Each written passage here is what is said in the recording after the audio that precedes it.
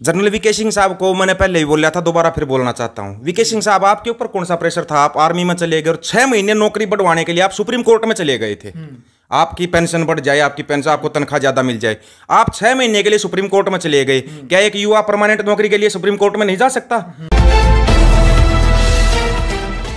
नमस्कार, मैं हूं अजय भारद्वाज और आप इस समय ग्राउंड मीडिया देख रहे हैं। और आप सभी को पता है कि अग्निपथ योजना को लेकर के पूरे देश में लगातार बवाल मचने लग रहा है। आगे से आगे खाप पंचायतें भी हरियाणा के अंदर इकट्ठा होने लग रही हैं और बिहार से लेकर के हरियाणा तक, यानी कि अन्य राज्यों की भी यदि बात करें, लगातार देश का जो युवा है वो गुस्से में आग बबूला है। कारण भी हम आपको बताएंगे इसका कि आखिरकार कारण क्या है। अग्निपथ योजना को लेकर के दीपक फौजी, रोहतक जिले का जो दीपक फौजी, इनकी काफ़ी वीडियो सोशल मीडिया और मीडिया के ऊपर वायरल होने लग रही है। इन्होंने बताया कि अग्निपथ योजना का फायदा है या फिर नुकसान है। सबसे पहले तो दीपक भाई राम राम। राम राम भाई, कैसे हैं? ठीक है, हाँ बढ़िया भाई। सबसे पहला प्रश्न मेरा यह है कि अग्निपथ योजना को लेकर के इतना बड़ा बवाल मचा हुआ है। इंडियन आर्मी के चीफ हैं और तीनों सेनाओं के प्रमुख हैं, वो सभी कह रहे हैं कि भाई इसका बहुत फायदा है राष्ट्र हित के लिए और देश हित के लिए। देश के प्रधानमंत्री भी बात करें। आप बताइए, आपने खुद इंडियन आर्मी में रहे हैं, आप रिटायर्ड फौजी हैं, इसका फायदा या नुकसान है? इसका 100% नुकसान ही नुकसान है जी। और सबसे ज्यादा नुकसान इंडियन आर्मी को ही है। क्यों? क्योंकि ये बोल रहे हैं ट्रेनिंग, एक तो ट्रेनिंग कम होगी, 6 महीने ट्रेनिंग होगी। 6 महीने में कभी भी एक संपूर्ण सैनिक तैयार नहीं होता, अनट्रेंड सैनिक रहेगा वो, पूरा ट्रेंड नहीं हो सकता। आजकल तो नए नए टाइप के वेपन आए हुए हैं, उनका कोर्स करने में ही बंदे का 1 साल निकल जाता है। 6 महीने में बंदा कैसे ट्रेंड हो जाएगा? उसको भी छोड़िए आप, अगर एक अनट्रेंड बंदा आप उसको बॉर्डर पे भेजोगे तो नहीं कर सकता वो वहां पे नौकरी। उसके लिए आपको कम से कम भी 4 साल पहले ट्रेनिंग की जरूरत होती है। 1 साल ट्रेनिंग चाहिए आपको डेजर्ट में रहने की, राजस्थान रेगिस्तान का एरिया। 1 साल की ट्रेनिंग चाहिए आपको हाई एल्टी एरिया में रहने की, चाहे उड़ी है, श्रीनगर ये एरिया है। 1 साल ट्रेनिंग चाहिए आपको हाई एल्टीट्यूड जैसे ग्लेशियर वगैरह है, इन पर रहने की। तो 3 साल तो ट्रेनिंग के ये हो गए, 1 साल ट्रेनिंग का वैसे हो गया, और ये तो टोटल नौकरी ही 4 साल कर रहे हैं जिसमें ट्रेनिंग भी शामिल है। तो एक अनट्रेंड सोल्जर कैसे आर्मी के लिए फिट हो सकता है? और ऊपर से कुछ एक ये बोलते हैं जो उद्योगपति हैं, ये बोलते हैं इनको ये देंगे, नौकरियां देंगे, कुछ देंगे। एक संपूर्ण ट्रेंड सैनिक कितने 25 लाख के करीब सैनिक अपने देश के अंदर जो पेंशन आए हुए हैं, कितनों को इन्होंने नौकरी दे दी? सबसे बड़ा सवाल है। हमारे देश राज्य का मुख्यमंत्री साहब ही बोल रहा है कि हम इनको हाथों हाथ लेंगे, सरकारी नौकरी मिलेंगे। पहले तो मुख्यमंत्री साहब ये बताइए, सरकारी नौकरी बची कहां पे है? एक सरकारी नौकरी फौज की बची थी, उसको भी आपने डीसी रेट पे कर दिया। और एक 4 साल की नौकरी, उस पे दूसरा कानून ये बना दिया। एक कानून होता था सेना का, अगर आप एक सेना में भर्ती हो गए और आपको दूसरी नौकरी मिल गई, दूसरी नौकरी में अगर आपकी सेना की तनख्वाह से 1 रुपया भी ज्यादा है तो आप स्वैच्छिक घर आ सकते थे, सेना का कोई ऑब्जेक्शन नहीं होता था। अभी इन्होंने कर दिया 4 साल कंपलसरी है। अगर 4 साल के ड्यूरेशन में आपको कोई दूसरी नौकरी भी मिल गई ना तो आप छोड़ के नहीं आ सकते। मतलब एक बंदे को बांध दिया गया। एक बच्चे का पीक का साल होता है 18 साल से लेके 22 साल तक। उसी में युवा के बहुत सपने होते हैं कि मैं वहां पे नौकरी करूं और अच्छे से अच्छी नौकरी करूं, और उन सालों को ये खो देंगे आर्मी के अंदर।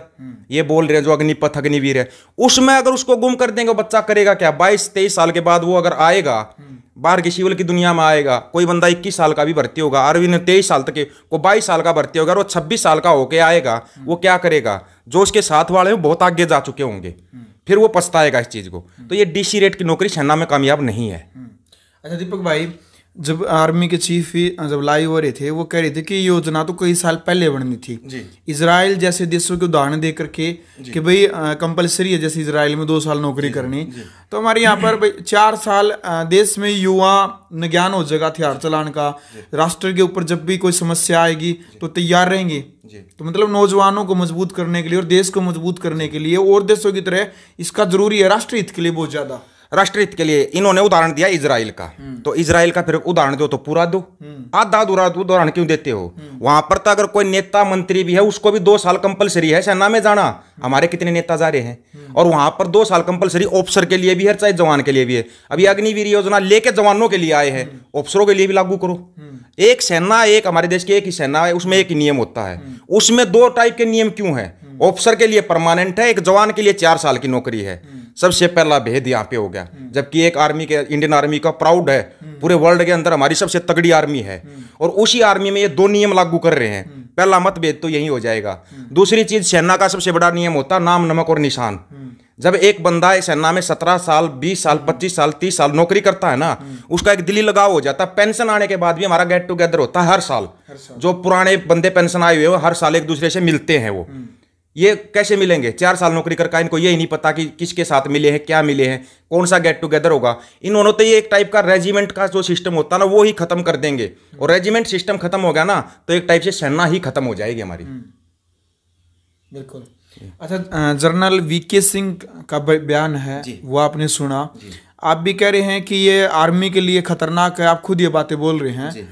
तो वीके सिंह कह रहे हैं कि ये किसी के ऊपर थोपी नहीं जा रही हैं बातें। जिस युवा का, जिस नौजवान का ये लगता है कि मैंने आर्मी में जाना तो आप जाइए, वरना जबरदस्ती नहीं किसी के साथ में। तो मतलब ये इच्छा, मतलब कोई तानाशाही रवैया नहीं है कि भाई इसने जाना है जाना पड़ा, जिसकी मर्जी तो जाओ और ना नहीं जाओ। वीके सिंह के बयान। जनरल वीके सिंह साहब को मैंने पहले ही बोला था, दोबारा फिर बोलना चाहता हूं। वीके सिंह साहब, आपके ऊपर कौन सा प्रेशर था? आप आर्मी में चले गए और 6 महीने नौकरी बढ़वाने के लिए आप सुप्रीम कोर्ट में चले गए थे। आपकी पेंशन बढ़ जाए, आपकी पेंशन, आपको तनख्वाह ज्यादा मिल जाए। आप 6 महीने के लिए सुप्रीम कोर्ट में चले गए। क्या एक युवा परमानेंट नौकरी के लिए सुप्रीम कोर्ट में नहीं जा सकता? एक युवा को तो आप 4 साल की नौकरी दे रहे हो, खुद आप 35 साल नौकरी करके आए हो, आपका तब भी वो नहीं। अगर आपको यही बात बोलनी थी तो आप अपनी पेंशन छोड़ते पहले तो। फिर जो मंत्री वाली पेंशन ले रहे हो, खुद तो 2-2 पेंशन ले रहे हो। एक जवान को एक पेंशन लेने का भी अधिकार नहीं है। ये बोल रहे हैं कि देश के ऊपर आर्थिक बोझ पड़ता है पेंशन देने से, सेना को हम पेंशन नहीं दे सकते। इनका सबसे बड़ा रीजन यही है। इस रीजन का मैं बताता हूं, जितने भी नेता मंत्री हैं वो सिर्फ 2 साल के लिए बने या 1 साल के लिए, 6 महीने के लिए भी बनता है तो 1 लाख रुपए पेंशन लेता है वो। अगर वो 4 बार बन गया तो 4 पेंशन होगी उसकी तो। और एक युवा जो बॉर्डर के ऊपर नौकरी करके आएगा 4 साल तक, उसको कोई पेंशन नहीं है। ये दोगलापन है कि नहीं है? आप सभी मंत्रियों की पेंशन बंद करो, जितने सिविल के अधिकारी हैं उन सब की पेंशन बंद करो। आप एक सैनिक की पेंशन क्यों बंद कर रहे हो? जो एक बॉर्डर पर रहता है, खतरे में रहता है, जो देश की रक्षा करता है, उसकी तो पेंशन बंद है और मंत्रियों की पेंशन चालू है। ऐसा क्यों? मंत्रियों का तो हर साल एग्रीमेंट बढ़ जाता है, इनकी तो पेंशन बढ़ती जाती है और एक सैनिक को देने के लिए पेंशन नहीं है। चक्कर दूसरा है, ये सिर्फ ये अग्निपथ तक नहीं है, बात और गहराई की है जो कि ये लोग बताना नहीं चाहते। अच्छा दीपक भाई, इस बीजेपी सरकार की तरफ से मतलब ये ऐलान कर दिया गया है कि भाई किसान आंदोलन की तरह नहीं है कि हम बिल वापस ले लेंगे।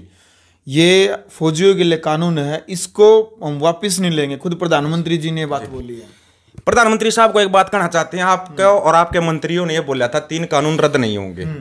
हरियाणा के भी जितने मंत्री हैं या पूरे देश के मंत्री हैं, कृषि मंत्री बोलता था एक बार जो कानून बन गया वो रद्द नहीं होता। अब यहां पर सोचना युवाओं को है, किस तरीके से किसानों ने कानून रद्द करवाए थे। बिल्कुल शांतिपूर्वक तरीके से बैठ के और शांतिपूर्ण तरीके से अपना प्रेशर डाल के, एक प्रेशर ग्रुप बनता है, प्रेशर ग्रुप बना के इतना प्रेशर दिया था, तब जागो 3 कानून रद्द हुए थे। ये बोल रहे कानून रद्द नहीं होगा। कानून रद्द होगा, कानून हर कानून संसद से ही पास होता है, ये सबको पता है। कानून आर्मी पास नहीं करती, कानून संसद पास करती है। ये कानून भी संसद से पास हुआ है। अगर युवा अगर थोड़े से भी जागरूक हो जाएं, युवाओं से मैं यही अपील करता हूं, आप शांतिपूर्वक तरीके से जिस राज्य में आप कर रहे हैं, जिस भी डिस्ट्रिक्ट में आप कर रहे हैं, आप वहीं पर अपनी एक जगह बनाइए, वहां पे बैठिए और लोगों को जागरूक कीजिए, अपने साथ जोड़िए, लोग आपके साथ जुड़ेंगे। ऐसे नहीं कि किसानों ने एकदम से चले थे और दिल्ली जाकर बैठ गए थे। 6 महीने तक उन्होंने जगह जगह पे धरने दिए थे, शांतिपूर्वक बैठे थे, लोगों को जागरूक किया था, तब जाके इतना लंबा आंदोलन चला था। अगर आपको लंबा आंदोलन चलाना है तो आपको पहले शांतिपूर्वक अपने अपने डिस्ट्रिक्ट में बैठना पड़ेगा। उसके बाद आप सोचना, जब पूरा देश आपके साथ खड़ा हो जाता है तब आप चाहे दिल्ली जाओ चाहे कहीं जाओ, ये कानून रद्द होंगे। देश आज के समय पर पूरे युवा के साथ जुड़ा हुआ है, लेकिन युवा पता नहीं क्यों ना तो किसान आंदोलन में घर से बाहर निकला था, ना अभी जब उनके लिए जो कानून लागू हो रहे हैं, कानून तो उन्हीं के लिए आया है, उनके भविष्य के लिए बुजुर्ग लड़ने के लिए तैयार हैं, युवा लेकिन पता नहीं कहां पे सोया हुआ है। ये समझना युवाओं को पड़ेगा कि ये आपके भविष्य का सवाल है, आपको आना पड़ेगा। ठीक है, किसान आंदोलन में हमने सोचा था कोई बात नहीं, युवा है, कहीं कोई केस ना लग जाए। अरे अभी भी केस लगे हुए हैं, अभी 20,000 प्लस केस लगे हुए हैं युवाओं के ऊपर हरियाणा में। ये केस भी आपके रद्द होंगे। एक बार आप घर से बाहर निकलने के लिए उठो तो सही। आप घर से बाहर निकलोगे, बुजुर्ग आपके साथ है, सभी आपके साथ है, पूरा देश साथ है, लेकिन घर से बाहर निकलकर आप एक बार आकर बैठिए तो सही एक जगह पे। ये बार बार अपील कर रहा हूं मैं युवाओं से। एक जो ये तोड़ फोड़ करते हैं, कुछ भी करते हैं, ये मत करो, आगजनी तोड़ फोड़, इससे आप आंदोलन नहीं कर पाओगे। कोई भी सरकार हो, सरकार चाहती कोई भी आंदोलन अगर हिंसात्मक होता ना, वो लंबा नहीं चल पाता।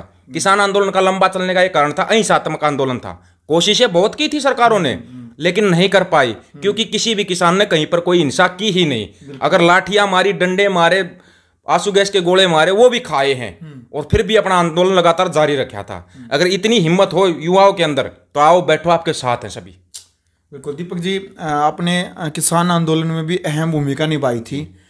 इस आंदोलन में क्या रोल रहेगा दीपक फौजी की तरफ से? जो आप कह रहे हैं कि इंडियन आर्मी को नुकसान है, देश के युवाओं का भविष्य इससे खराब होगा, तो क्या रोल रहेगा? उसके लिए भी आपने लड़ाई लड़ी थी, क्या इसके लिए भी आप युवाओं के लिए लड़ाई लड़ेंगे? बिल्कुल लड़ने के लिए तैयार है, 24 घंटे तैयार हैं, लेकिन पहले युवाओं को जगना पड़ेगा।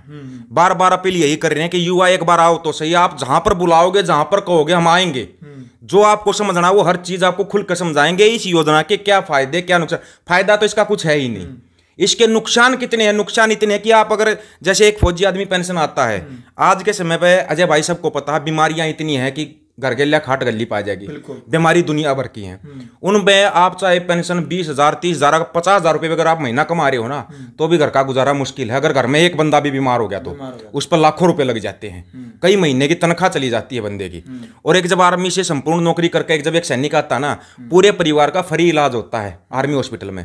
इन्होंने नंबर 1 मेडिकल फैसिलिटी खत्म कर दी वो भी। नंबर 2 कैंटीन सुविधा है, आपको बगैर जो लगाते वेट लगाते हैं उसके बगैर वेट के सामान मिलता है कैंटीन के अंदर, वो कैंटीन सुविधा खत्म, आपको कैंटीन का कोई सामान नहीं मिलेगा। उसके बाद आपको बहुत सी ऐसी फैसिलिटियां हैं जो कि आपको सिविल मेडिकल में भी मिलती है। अगर आप एक सर्विसमैन हो, इनके पीछे एक सर्विसमैन तो लगेगा ही नहीं, ये तो सीधे घर आएंगे, पेंशन होती है तब एक सर्विसमैन होता है, एक्स सर्विसमैन तो ये है नहीं, तो इनको कोई फैसिलिटी लागू होगी नहीं। जो ये बोल रहे हैं ना आपको एक्स सर्विसमैन के कोटा दिया जाएगा, कैसे दे दोगे? इतने सैनिक आए हुए हैं, आपने उनको कितना कोटा दे दिया? जबकि सबको पता धांधलियां बहुत होती हैं। एक्स सर्विसमैन की जगह पे सिविलियन बंदे दुनिया भर के हम दिखा सकते हैं जो लगे हुए हैं, और कोटा एक्स सर्विसमैन का है। तो जितने एक्स सर्विसमैन के कोटे वो तो आपने पूरे किए नहीं, आप इनको एक्स सर्विसमैन का कोटा कैसे दे दोगे? इनका जब पेंशन लागू नहीं है तो एक्स सर्विसमैन नहीं है ये, तो कोटा कैसे दे दोगे? ये जो भी बोल रहे हैं झूठे जुमले हैं ये। अगर इन जुमलों में युवा फंस गया तो अपना भविष्य खराब करेगा, आने वाले बच्चों का भी भविष्य खराब होगा। बिल्कुल।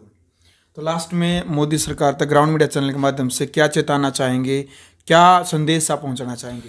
यही संदेश पहुंचाना है कि मोदी साहब आपसे पहले भी बताया था, क्योंकि इस देश में सरकार का मतलब, देश का मतलब सिर्फ प्रधानमंत्री मोदी है। तो मोदी साहब से एक हाथ जोड़कर रिक्वेस्ट है, आपने पहले पंगा लिया किसानों से, बोला था कि कानून रद्द नहीं होगी, वो हो गए, वो था देश का किसान। देश में 2 ही नारे हैं, जय जवान जय किसान। अब आपने जवानों से पंगा ले लिया। अगर ये जवान जाग गए, युवा जाग गए सही तरीके से, तो ये मत समझना वो किसान थे शांतिपूर्वक बैठे थे, ये युवा है, गर्म खून है, युवा है, किसी देश का युवा ही सरकार बनाता है। अगर इन्होंने अब आंदोलन नहीं किया तो आने वाले समय, वोटिंग के समय में आपको बहुत ज्यादा नुकसान होगा। इसलिए कि ये रिक्वेस्ट ये है कि इससे पहले कि पूरे देश में और आंदोलन भड़के, उससे पहले आप इस कानून को रद्द कर दीजिए। युवाओं के अगर आपको एक्सपेरिमेंट करना है 4 साल का अग्निवीर का, आप पुलिस में कीजिए, दूसरे महकमे में एक बार करके तो देखिए, पुलिस के पूरे डिपार्टमेंट में कर दीजिए आप, हम भी रेडी हैं। देखे तो सही से एक्सपेरिमेंट का क्या फायदा होता है, आप वहां पे करके क्यों नहीं देख रहे? फौज से खिलवाड़ ठीक नहीं है। पूरे देश के एक दिली लगाव होता है भारतीय सेना के साथ। कहीं पर भी एक सैनिक जाता है, सम्मान में लोग खड़े होते हैं, और ये हमेशा रहेगा। वो किस लिए है? क्योंकि वो वहां पर बॉर्डर पर हमारी रक्षा करता है। एक 4 साल बंदा नौकरी करने वाला, उसका क्या सम्मान होगा, जबकि उसके साथ तो एक्स सर्विसमैन भी लगा हुआ होगा। अभी ये प्रेशर भी देंगे, जितने एक्स सर्विसमैन है उनको ना बोलने का भी प्रेशर देंगे, उन पर तरह तरह के दबाव भी बनाएंगे। ये भी मैं अपने जो साथी हैं एक्स सर्विसमैन उनको बताना चाहता हूं, ये कई तरह का प्रेशर देंगे, उस प्रेशर में टूटना नहीं है। क्यों? क्योंकि ये सरकार की ये दमनकारी नीति हमेशा से चलती आई है। चाहे आप किसान आंदोलन ले लो या कोई भी आंदोलन ले लो, तो ये दमनकारी नीति सरकारें, सभी सरकारें चलाती हैं। ये नहीं ये सरकार चलाती है आंदोलन, कोई भी उसको दबाने के लिए हर सरकार दमनकारी नीति चलाती है। उस दमनकारी नीति पे झुकना नहीं है, एक दूसरे का सहयोग करना है। अगर कोई साथी फंस रहा है, कोई बात है, तो सहयोग करना, अपने आप आंदोलन, शांतिपूर्वक आंदोलन चलाना, जीत हमारी होगी। ये कानून रद्द होगा, बिल्कुल रद्द होगा ये कानून, बिल्कुल। चलो भाई, वीडियो आपने देख लिया। फिलहाल यानी कि एक ही मुद्दा पूरे देश के अंदर लगातार जो वायरल होने लग रहा है वो है अग्निपथ योजना। यानी कि अग्निपथ योजना को लेकर के जो देश का जो नौजवान युवा है, वो युवा वर्ग है जो गुस्से में आग बबूला है, आंदोलन के लिए भी वो सामने नहीं आने लग रहा है, क्योंकि ऐलान कर दिया गया सरकार की तरफ से कि उनके ऊपर केस दर्ज किए जाएंगे और उनको जेल में डाला जाएगा और उनको आर्मी में नौकरी नहीं दी जाएगी। इस प्रकार का जो ऐलान है वो भी आपने सुना था। फिलहाल हमारे साथ इंडियन आर्मी से रिटायर्ड दीपक फौजी इस वक्त हमारे साथ मौजूद थे। मीडिया और सोशल मीडिया के ऊपर अग्निपथ योजना को लेकर के इनकी बहुत सारी जो वीडियो लगातार वायरल होने लग रही है, आपने ही फिलहाल इन 2-4 मुद्दों को लेकर के दीपक फौजी ने जो अपनी क्रिया रखी है, क्रिया की प्रतिक्रिया आपने बताना, क्या कुछ आप कहना चाहेंगे, आप अपनी राय रखें। यदि आपको ये वीडियो अच्छी लगी तो वीडियो को ज़्यादा से ज़्यादा शेयर करें और अग्निपथ योजना को लेकर के आपने भी अपनी पर्सनल राय जरूर रखनी है। ग्राउंड मीडिया के लिए अपने कैमरामैन सोगिंजार के साथ मैं अजय भारद्वाज। राष्ट्र निर्माण की जानकारी के लिए ग्राउंड मीडिया चैनल को सब्सक्राइब करें और शेयर करें।